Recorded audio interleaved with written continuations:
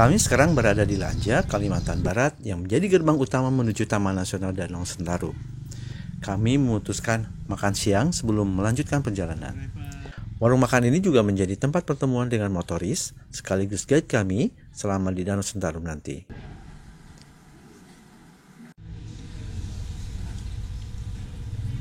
Sebelum pergi, kami membeli makanan siap saji sebab di Danau Sentarum tidak ada satu warung pun yang akan buka.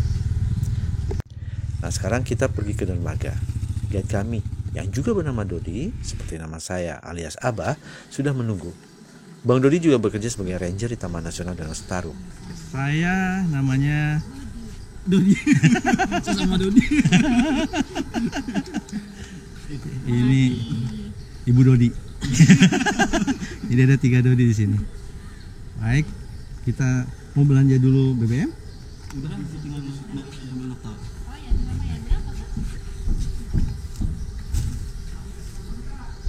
Ini adalah perahu kami. Hakim sudah langsung naik aja. Sementara Bang Dodi masih mempersiapkan persediaan BBM speedboat kami. Rencananya kami akan tinggal selama 3 hari 2 malam di Taman Nasional Danau Sentarum. Malaysia di di pos batas. Iya. Itu yang satu lagi itu di mana? Iya, pagi. Belum tahu. Kalau pagi kita bisa langsung ke Aruk nanti. Ayo sayang. Awal sudah. Iya. Assalamualaikum.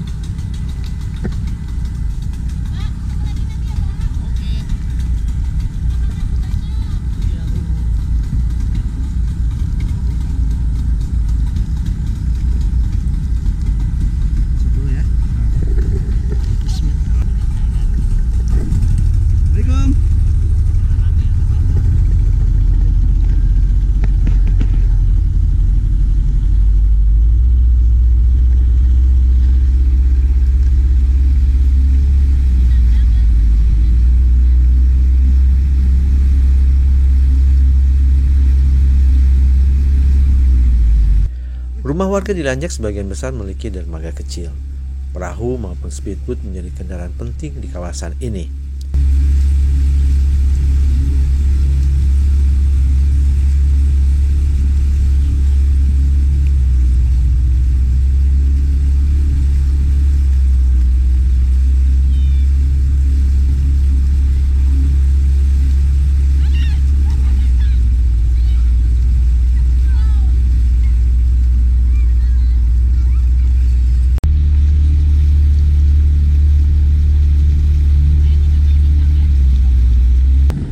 Demi kenyamanan, kita harus mengurangi kecepatan jika bertemu speed lain.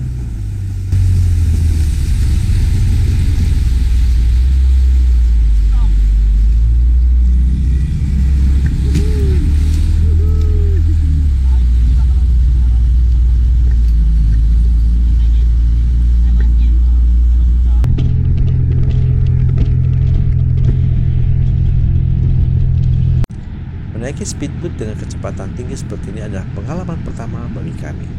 Ternyata sensasinya sungguh menyenangkan, apalagi jika motoris kita bermanuver, meliuk-liuk, mengikuti jalan air.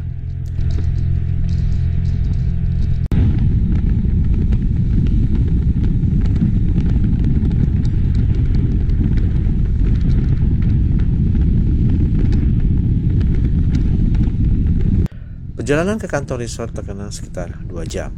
Kantor ini akan menjadi tempat penginapan kami. Di sepanjang jalan, kita hanya disuguhi oleh air dan air dan air. Sejauh mata memandang adalah air. Ini adalah Danau Sentarum. Lokasinya berada di Kabupaten Kapuas Hulu, Kalimantan Barat.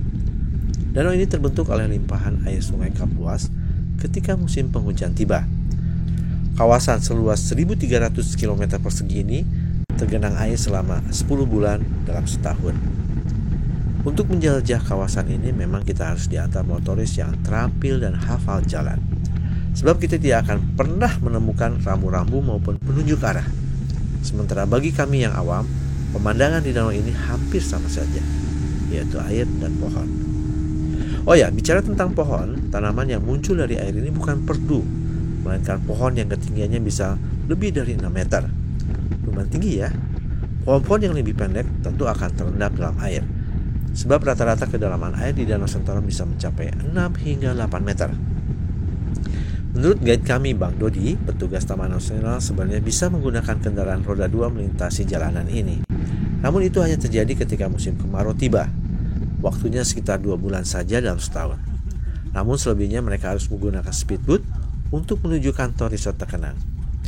Dan sekarang kita sudah sampai di kantor Resort Terkenang. Lokasinya berada di kaki bukit.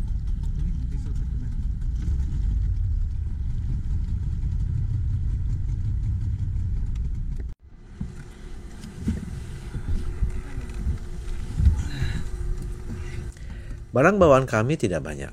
Setiap orang membawa 1 tas untuk keperluan 3 hari 2 malam.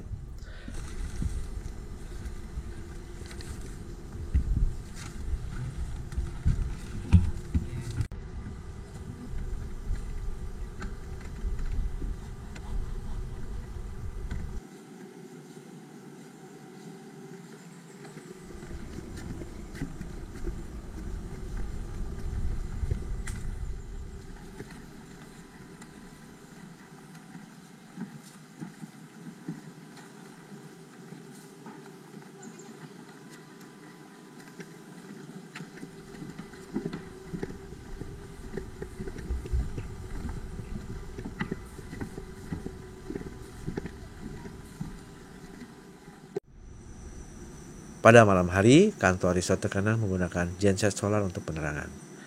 Kami nyaman tinggal di Resort Terkenang. Bersih. Kami juga diberi 2 kamar.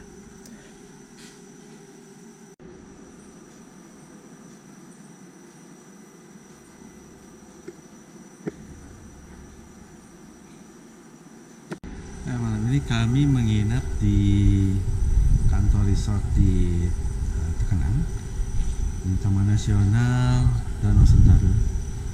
Di mandi, sholat, ya suasananya nyaman di sini, sunyi.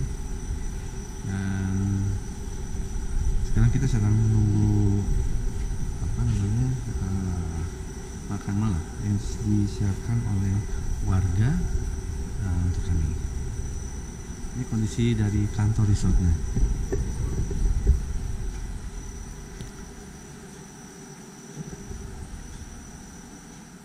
Selamat pagi. Pagi ini kami sudah ada di Danau Sentarum. Kami menginap di kantor resort Terkenang milik Taman Nasional Tung Kerihun dan Danau Sentarum.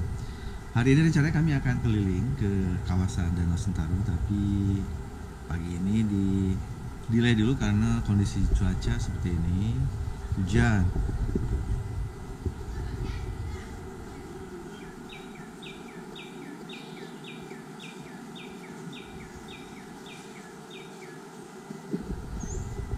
Jadi kita akan tunggu dulu hujannya selesai, baru kita akan jalan dengan menggunakan speedboat. Oh ya, suasana tadi malam di sini sangat nyaman, sangat tenang, damai. Di sekitar kita ini adalah para nelayan yang tinggal, mereka berusaha atau mencari ikan di daerah ini. Rumah mereka sebenarnya bukan di sini, ada di kawasan lain.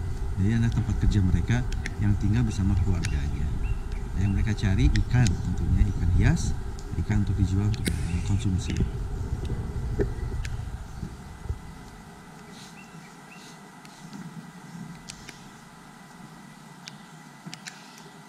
Sambil menunggu hujan reda, Ambo mengobrol dengan Bang Dodi di luar. Sementara Sadia membaca dan Hakim tidur di kamar.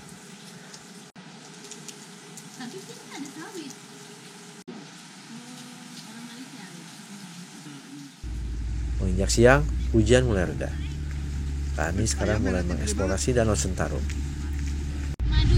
Semingit. Ayo semangit.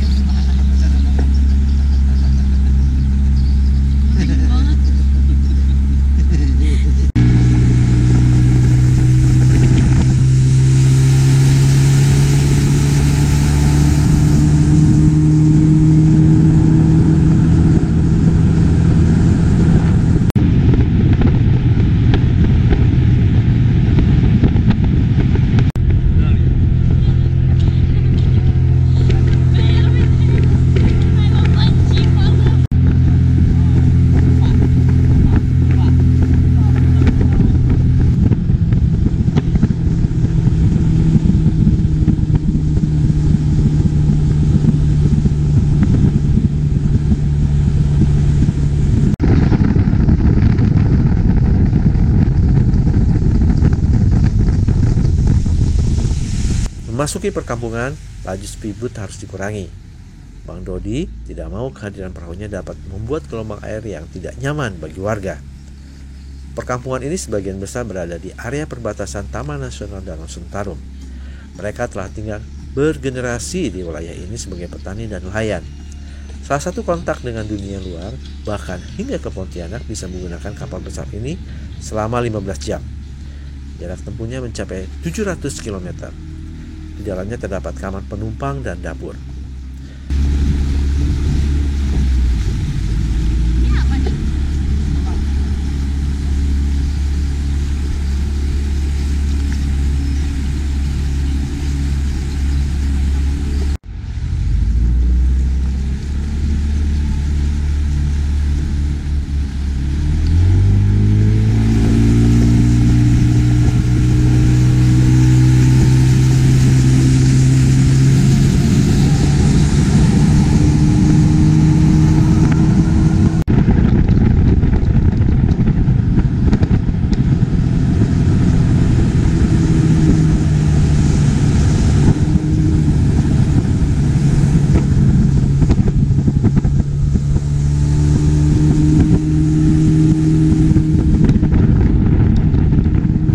Hari ini kami dibawa ke rumah betang milik suku Dayak yang lokasinya berada di bibir Danau Sentarum. Sayangnya tidak banyak yang bisa dilihat karena sebagian besar penghuninya sedang di luar rumah. Warga lokal banyak menangkap ikan hias untuk dijual ke Malaysia atau Pontianak. Ikan hias ini endemik di kawasan Danau Sentarum, seperti arapia ataupun arwana. Denah dan fungsi rumah betang ini hampir sama dengan di Lanjak, hanya saja kondisinya jauh lebih tua. Setelah menunggu hujan reda, kami pun pamit dan akan melanjutkan perjalanan.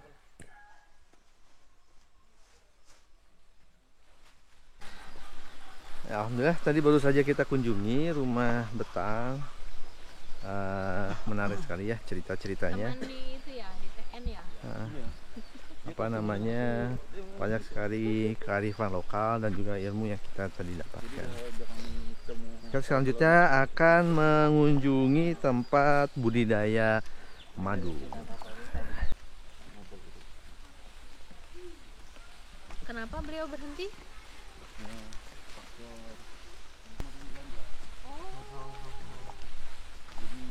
Permisi, perlu bantuan nggak tuh? Perlu bantuan nggak, Bang?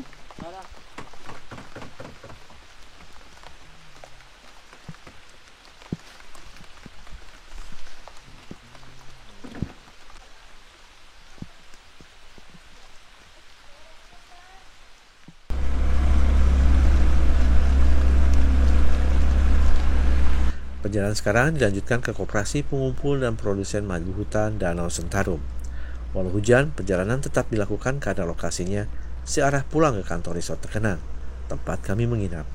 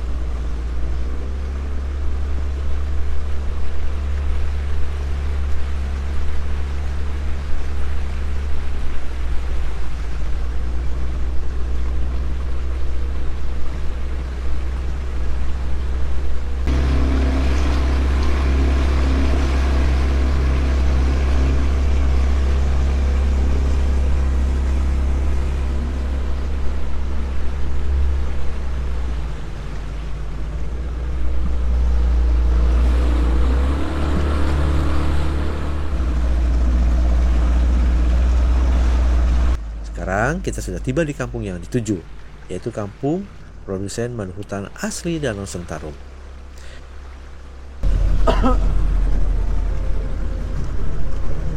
Bapak tuh ngumpulin apa itu? Ketemuan. Oh, kecil. Ada yang gede, Bu. Oh, ada juga.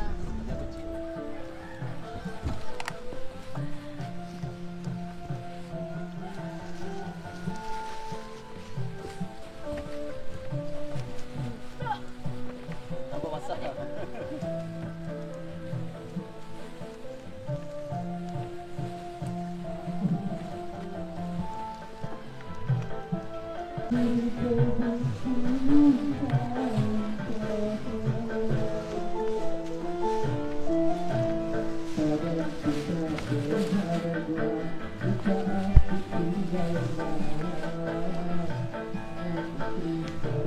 sudah.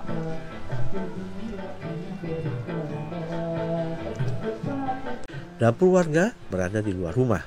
Tujuannya mungkin untuk mengurangi potensi kebakaran pada rumah. Selain itu, pemilik juga bisa langsung memadamkan karena dekat dengan sungai. Kami diperkenalkan kepada pengurus koperasi pengumpul madu hutan. Beliau bernama Dedi. Kami langsung dibawa ke kantor koperasi.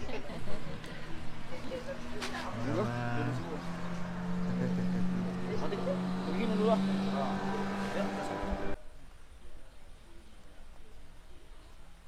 Kita sekarang ini diajak oleh Bang Dodi untuk melihat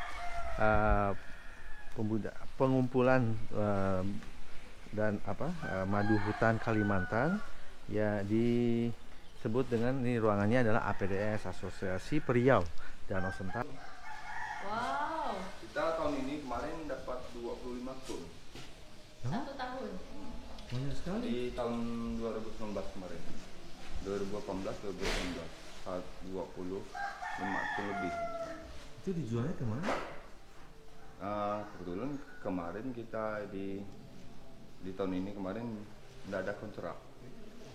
Maksudnya Kemarin. kontrak gimana? Kontrak kita dulu kan pernah kontrak dengan PT dulu kan, dengan perusahaan. Nah sekarang di tahun itu kemarin gara-gara sertifikat kita belum kelar, yang membuat kita belum kontrak. Kita kan punya sertifikat organik, jadi biasanya setiap tahun kita tuh tetap kontrak dengan PT Dianega gitu kan. Sekarang di tahun 2018-2019 kita perbaikan dokumen gitu kan. Jadi waktu itu sampai sekarang tuh belum ada kita mengajukan perbaikan.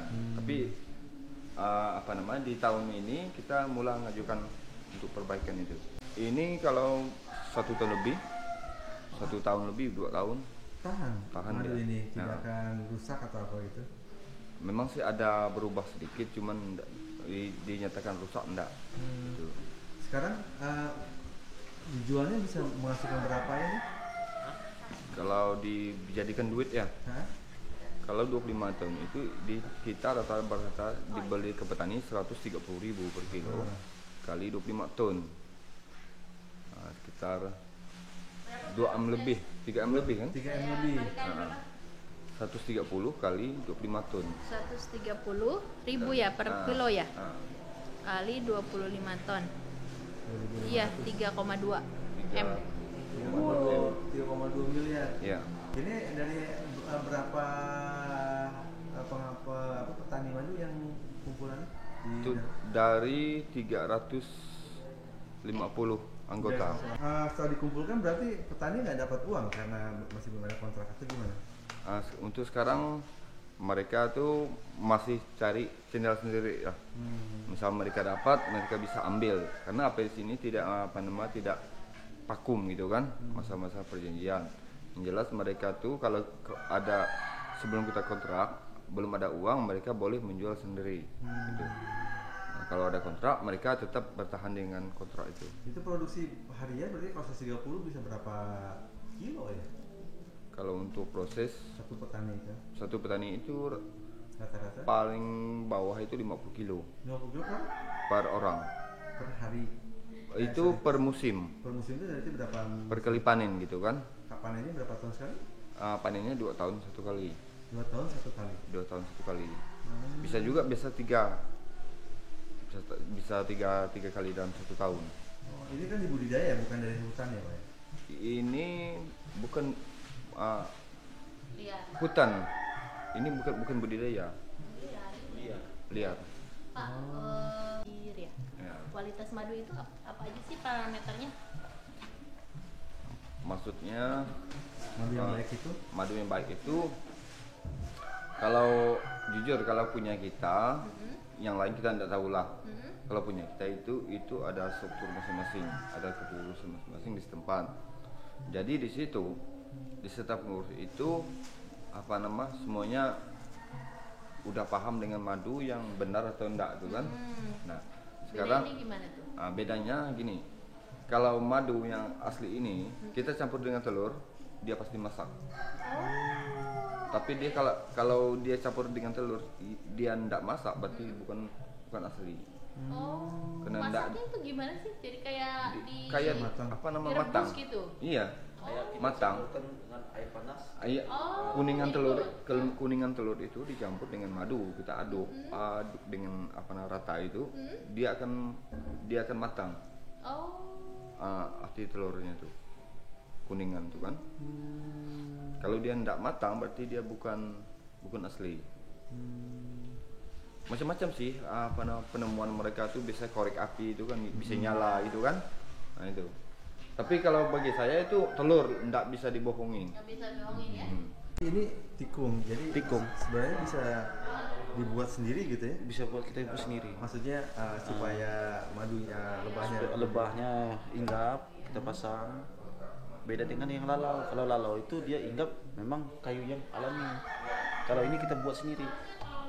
kualitasnya sama sebenarnya lalau. Kualitasnya sama. sama saja. Nggak ada bedanya. Jadi kalau disimpan terus berapa tahun bisa hasil? Itu tergantung kayu. Kalau kayunya memang teras, itu sampai 5 tahun tahan. Jadi ketahuan itu di sini, hinggapnya di bawah, bukan di atas. Di bawah ini. Iya. Ini lah bentuknya. Oh gitu, ternyata ada ya teknologi yang bisa ini manusia. Ini yang produk lama, labelnya produk lama, ini yang PDS nya.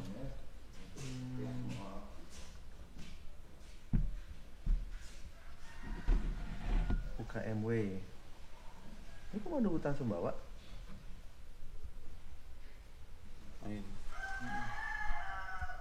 Masuk ke dalam itu baru nyalakan mesinnya.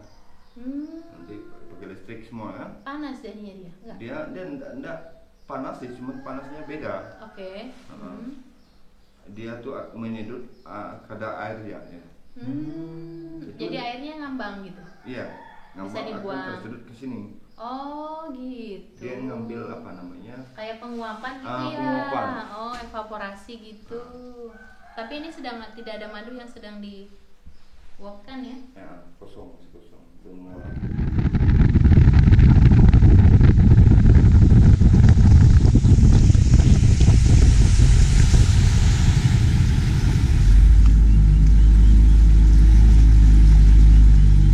Sore itu kami sudah berada kembali di kantor Resort Tekanang. Perjalanan ini lumayan menyita fisik kami karena harus menembus hujan dan kedinginan. Setelah makan malam, kami memutuskan untuk tidur cepat. Sebab besok pagi kami akan kembali ke Lanjak dan melanjutkan perjalanan ke Kuching, Sarawak. Supir mobil rental kami, Pak Jamil, sudah menunggu di perbatasan Malaysia.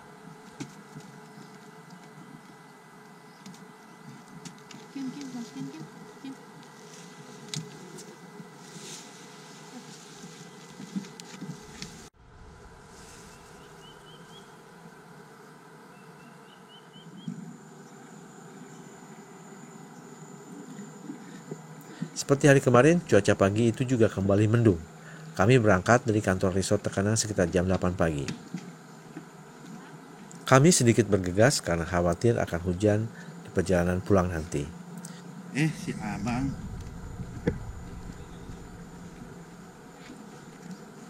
Apa? Oh, di sini juga ada.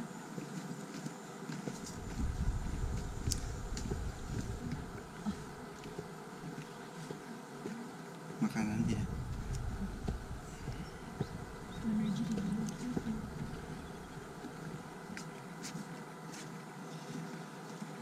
Pagi ini kita sudah mau berangkat dari Tekanang akan ke Lanjak.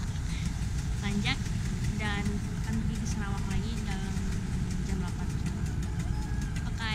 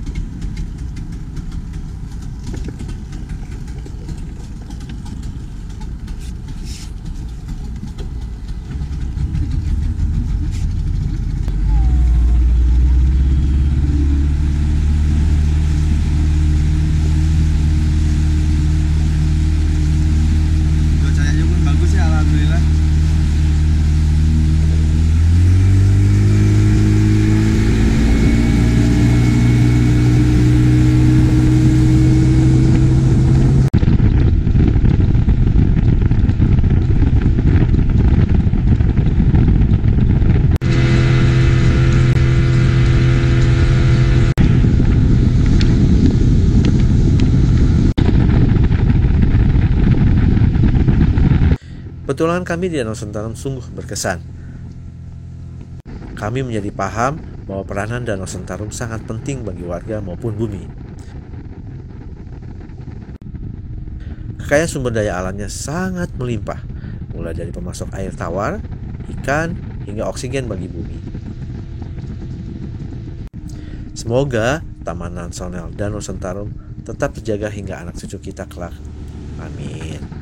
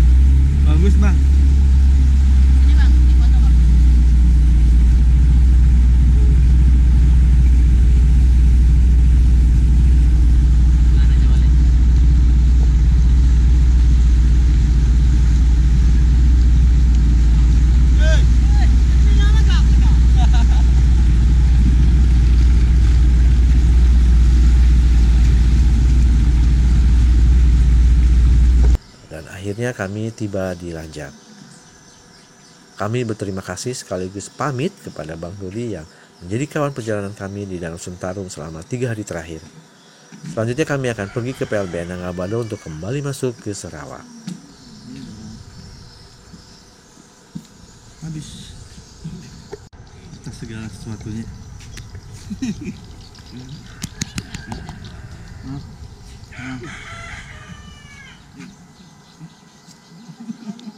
Makasih ya. Salam buat keluarga. Amin.